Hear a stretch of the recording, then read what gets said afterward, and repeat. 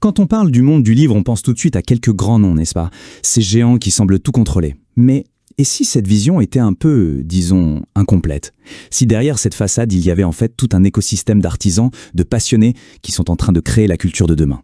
Alors justement, posons-nous la question, c'est quoi, au fond, une maison d'édition?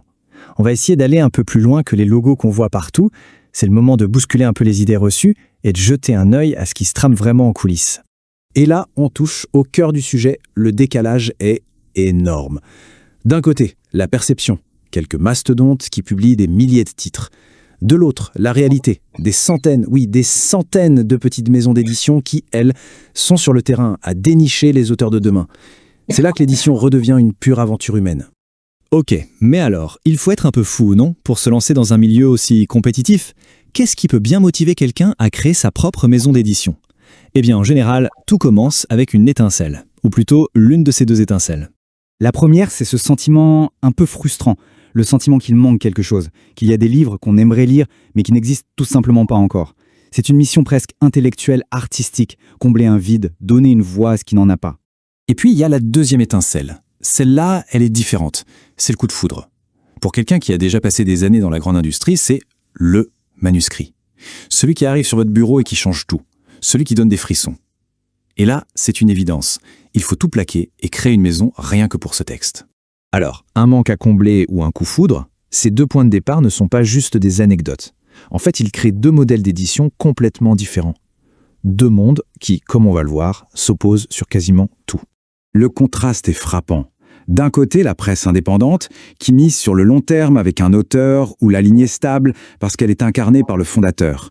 Les choix sont guidés par la passion, on prend des risques. De l'autre, le grand groupe. Relations souvent éphémères, un livre après l'autre, une pression commerciale énorme et beaucoup moins de place pour l'anticonformisme.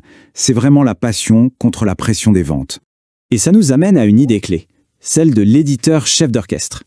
Dans une petite structure, l'éditeur n'est pas juste la personne qui lit les manuscrits. Non, il ou elle est partout.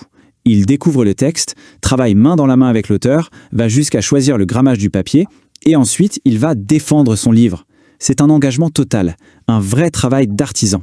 Bon, créer la maison, c'est une chose. Mais après, le plus dur commence. Parce que se faire un nom, se construire une réputation, ça, c'est une autre paire de manches. C'est un marathon, pas un sprint. Un travail de longue haleine.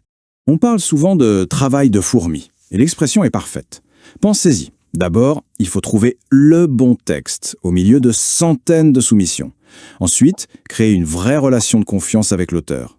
Après ça, il faut aller voir les libraires, un par un pour les convaincre. Et enfin, créer ce pont si fragile entre le livre et ses lecteurs. Chaque étape demande une énergie folle.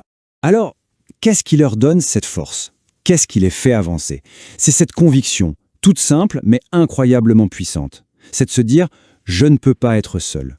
Si ce texte m'a bouleversé, il doit y avoir d'autres personnes qui ressentiront la même chose.